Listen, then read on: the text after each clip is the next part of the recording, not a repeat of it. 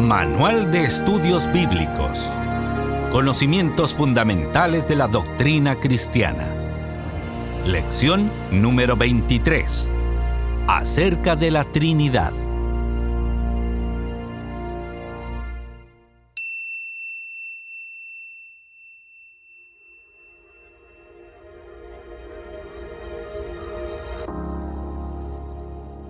Para la mejor comprensión de este tema, iniciaremos nuestro estudio tomando en cuenta, en primer lugar, los detalles acerca de la divinidad de Jesucristo y del Espíritu Santo. Consideremos lo que nos dicen los siguientes pasajes bíblicos acerca de Jesucristo. Isaías capítulo 9, versículo 6. Porque un niño nos es nacido, hijo nos es dado, y el principado sobre su hombro, y llamárase su nombre admirable, Consejero, Dios fuerte, Padre eterno, Príncipe de paz. Primera de Juan capítulo 5, versículo 20. Empero sabemos que el Hijo de Dios es venido, y nos ha dado entendimiento para conocer al que es verdadero. Y estamos en el verdadero, en su Hijo Jesucristo. Este es el verdadero Dios y la vida eterna. Tito capítulo 2, versículo 13. Esperando aquella esperanza bienaventurada y la manifestación gloriosa del gran Dios y Salvador nuestro Jesucristo. Romanos capítulo 9, versículo 5. Cuyos son los padres, y de los cuales es Cristo, según la carne, el cual es Dios sobre todas las cosas, bendito por los siglos. Amén. Colosenses capítulo 2, versículos 8 y 9. Mirad, que ninguno os engañe por filosofías y vanas sutilezas, según las tradiciones de los hombres, conforme a los elementos del mundo, y no según Cristo. Porque en Él habita toda la plenitud de la divinidad corporalmente. El apóstol Pedro, en su epístola a la Iglesia, hace la siguiente declaración: Simón Pedro, siervo y apóstol de Jesucristo, a los que habéis alcanzado fe igualmente preciosa con nosotros en la justicia de nuestro Dios y Salvador Jesucristo. Segunda de Pedro, capítulo 1, versículo 1. Un importante dato con referencia a la divinidad del Mesías y del Espíritu Santo lo encontramos en el pasaje citado según Colosenses, capítulo 2, versículos 8 y 9. La traducción literal aquí en el Nuevo Testamento griego-español es deidad, interpretada del término theotos, de la raíz theotes, esencia divina. Según San Agustín, el mismo fue creado por los apologistas cristianos para diferenciar nuestra divinidad de las divinidades paganas. Por ende, esto deja claro que cuando las escrituras del Nuevo Testamento se refieren a ellos como divinos, no aluden a otra divinidad, sino a la misma de Dios el Padre, del cual ellos proceden como esencia suya. Acceda a esta información a través del código QR asignado al libro impreso o de preferencia obtenga el libro electrónico con los vínculos externos integrados. Antes de iniciar el análisis de los pasajes leídos, quiero recordar a los estudiantes la lección número 2 acerca de la inspiración divina conferida a las traducciones de la Biblia a otros idiomas, donde señalé al final del tema la necesidad de comparar algunas palabras y expresiones a la luz del texto en los idiomas originales. Los pasajes leídos, según nuestra versión de la Biblia, el español, declaran que Jesucristo es Dios, lo cual confirma en realidad que Él es divino. Según el diccionario expositivo Vine de palabras del Antiguo y Nuevo Testamentos, el término hebreo Él, el cual se traduce Dios según Isaías capítulo 9, versículo 6, se usa en el texto original hebreo para referirse a una divinidad. En este caso, alude al Mesías, el Hijo de Dios, como parte de la esencia divina de la deidad. Así también, según Isaías capítulo 7, versículo 14, el profeta se refiere a él como divino, al declararlo Immanuel, Immanuel, con nosotros Dios. Según léxico griego-español, el término Theos es utilizado en el Nuevo Testamento griego para hacer referencia a la divinidad del Supremo Creador o a cualquier otra divinidad. Pero en este caso, según los pasajes bíblicos citados, se refiere a el Mesías como divino, por el concepto ya conocido. No obstante, en todos estos pasajes, tanto del Antiguo como del Nuevo Testamento, los traductores lo interpretan como Dios, por ser el término más conocido en nuestro idioma para referirnos a la deidad. Así también es traducido al griego como Theos, al latín como Deus y al inglés como God, etcétera, etcétera. Cada quien, según su propio idioma, le atribuye un nombre diferente a la misma divinidad. Lo cierto es que las interpretaciones teológicas relacionadas con el Hijo y el Espíritu Santo tuvieron que ver esencialmente con el concepto de su divinidad. Por otro lado, las concepciones establecidas por la Iglesia al respecto hasta el siglo V estuvieron basadas en los idiomas griego y latín, por cuanto el español tuvo su proceso de formación entre los siglos VI al X después de Cristo, por lo cual todo lo que nosotros recibimos de ellos se lo hemos atribuido a Dios. Pero evidentemente la traducción correcta de las terminologías hebreas y griega de referencia no alude absolutamente a Dios, sino a una entidad divina. Cuando el término se traduce de acuerdo con la entidad correspondiente, todo está bien, pero si lo traducimos como Dios, sin que haga alusión al Ser Supremo, estamos haciendo referencia a un politeísmo. Ver lo que dice en 1 de Timoteo capítulo 2, versículo 5 y Juan capítulo 17, versículo 3. Ahora bien, ¿cómo pueden ser tres seres divinos y que solo uno sea Dios? Esto se entiende a partir de la concepción de la Iglesia de los primeros siglos, antes de los debates trinitarios y los conceptos filosóficos emitidos por Orígenes y otros. Al Hijo y al Espíritu Santo se les consideraba como derivados del Padre, quien es la única fuente de divinidad, y desde el cual ellos reciben todo lo que tienen y son, por lo cual ellos son considerados divinos por esencia, o sea, por concepto consubstancial. Este concepto parece tener su base en las palabras del Señor, según Juan capítulo 14, versículos del 8 al 11, donde declara reiteradamente que Él es en el Padre y el Padre en Él.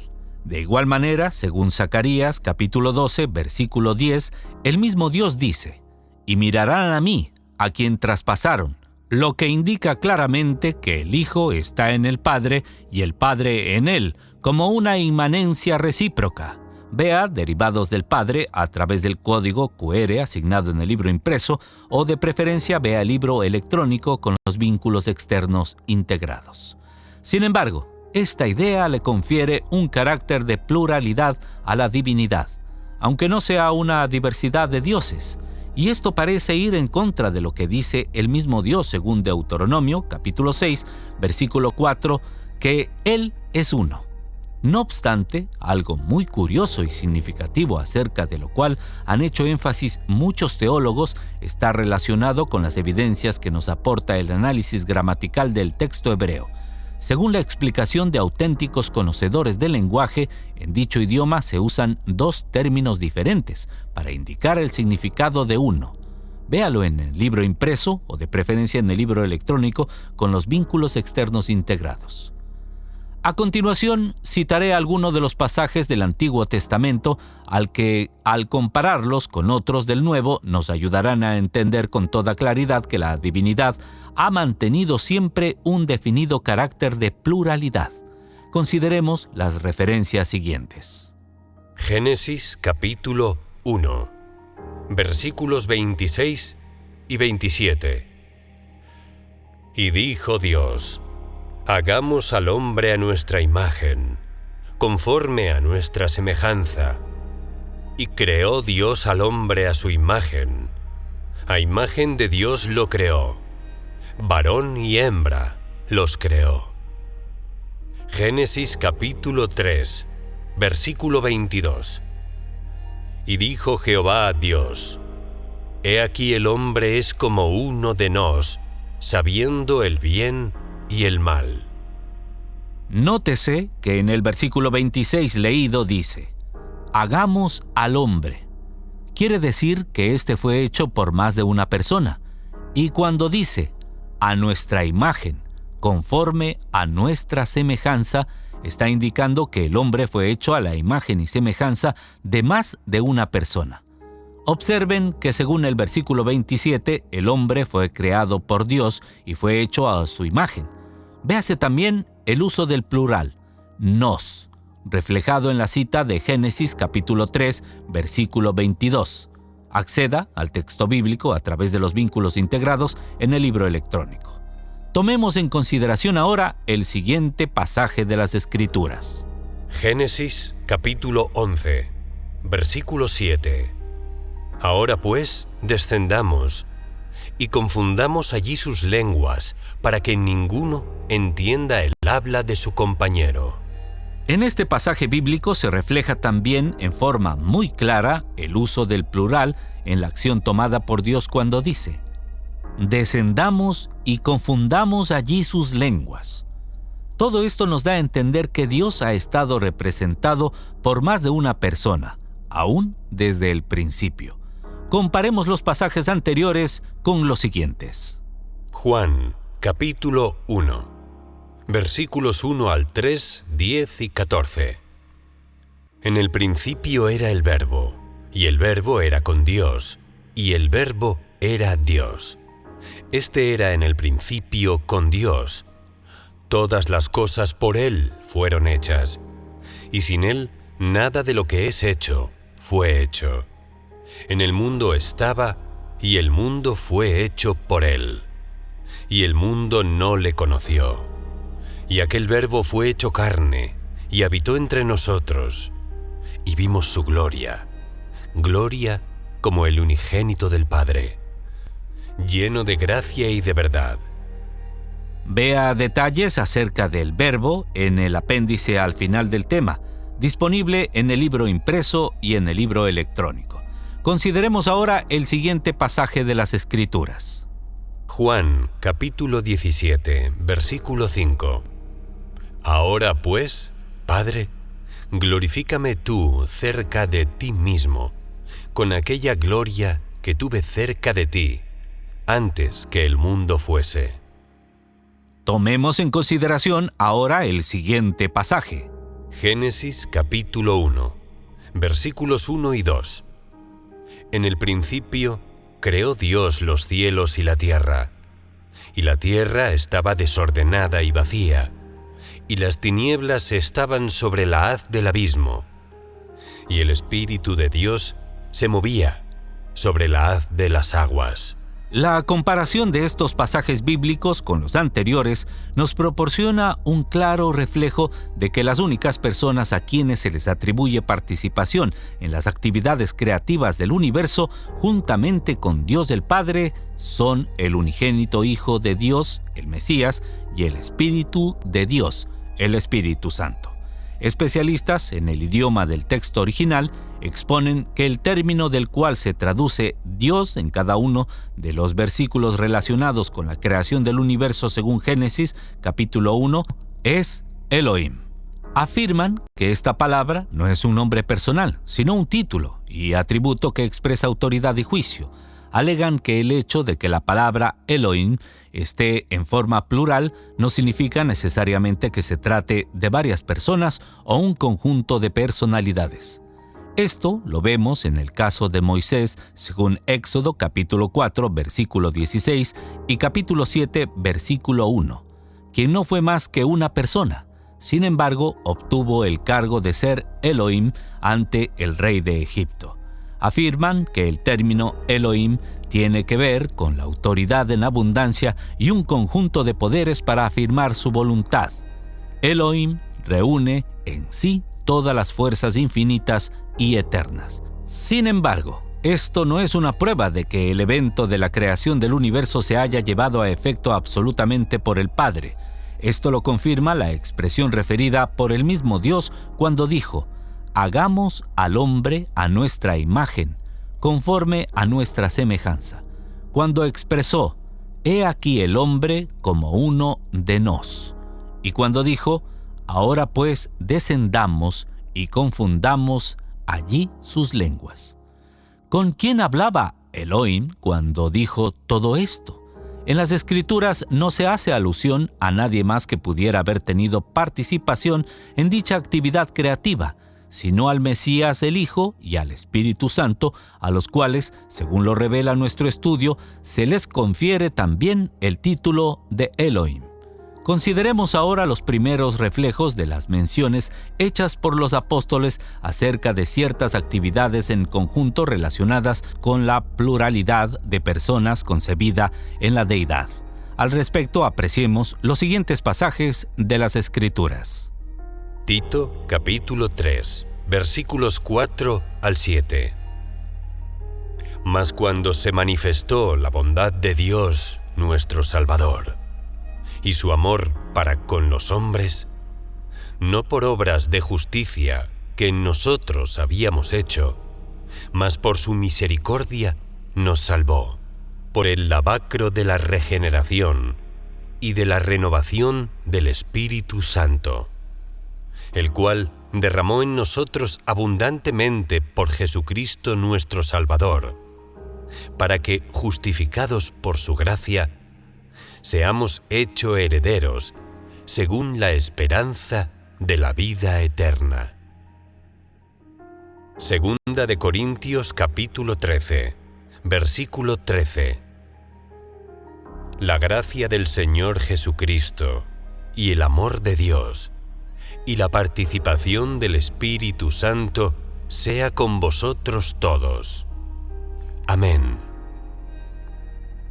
Judas, versículos 20 y 21. Mas vosotros, oh amados, edificándoos sobre vuestra santísima fe, orando por el Espíritu Santo, conservaos en el amor de Dios, esperando la misericordia de nuestro Señor Jesucristo para vida eterna. Estas citas bíblicas hacen mención de ciertas actividades divinas atribuidas en forma común, tanto al Padre como al Hijo y al Espíritu Santo. Actividades conferidas al Espíritu Santo que reflejan su divinidad. Las Escrituras del Nuevo Testamento hacen alusión a Dios en varias ocasiones refiriéndose al Espíritu Santo, así como lo hacen con referencia al Mesías. Atribuyen al Espíritu Santo una determinada actividad que las Escrituras del Antiguo Testamento confieren a Dios. Antiguo Testamento. Jeremías capítulo 31, versículos 33 y 34.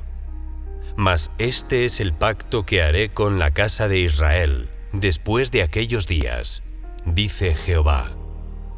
Daré mi ley en sus entrañas, y escribiréla en sus corazones. Y seré yo a ellos por Dios, y ellos me serán por pueblo. Porque perdonaré la maldad de ellos, y no me acordaré más de su pecado. Nuevo Testamento. Hebreos capítulo 10, versículos 15 al 17. Y atestíguanos lo mismo el Espíritu Santo, que después que dijo, y este es el pacto que haré con ellos, después de aquellos días, dice el Señor, daré mis leyes en sus corazones, y en sus almas las escribiré. Añade, y nunca más me acordaré de sus pecados e iniquidades. Antiguo Testamento. Isaías capítulo 6, versículos 8 al 10. Después oí la voz del Señor que decía, ¿a quién enviaré? ¿Y quién nos irá? Entonces respondí yo, heme aquí, envíame a mí. Y dijo, anda, y di a este pueblo, oíd bien, y no entendáis, ved por cierto, mas no comprendáis. engruesa el corazón de aqueste pueblo, y agrava sus oídos, y ciega sus ojos, porque no vea con sus ojos, ni oiga con sus oídos, ni su corazón entienda, ni se convierta, y haya para él sanidad. Nuevo Testamento. Hechos capítulo 28, versículos 25 al 27. Y como fueron entre sí discordes, se fueron, diciendo Pablo esta palabra: Bien ha hablado el Espíritu Santo por el profeta Isaías a nuestros padres, diciendo: Ve a este pueblo y diles: De oído oiréis, y no entenderéis, y viendo veréis, y no percibiréis, porque el corazón de este pueblo se ha engrosado, y de los oídos oyeron pesadamente, y sus ojos taparon, porque no vean con los ojos, y oigan con los oídos, y entiendan de corazón, y se conviertan, y yo los sane. En estas comparaciones, los autores del Antiguo Testamento atribuyen las palabras descritas a Jehová Dios, mientras que en el Nuevo Testamento se le atribuyen al Espíritu Santo. Tengamos en cuenta, además, la cita bíblica siguiente. Nuevo Testamento. Hechos capítulo 5, versículos 3 y 4. Y dijo Pedro: Ananías, ¿por qué ha llenado Satanás tu corazón a que mintieses al Espíritu Santo y defraudases del precio de la heredad? Reteniéndola, ¿no se te quedaba a ti? Y vendida, ¿no estaba en tu potestad?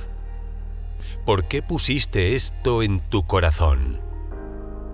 No has mentido a los hombres, sino a Dios.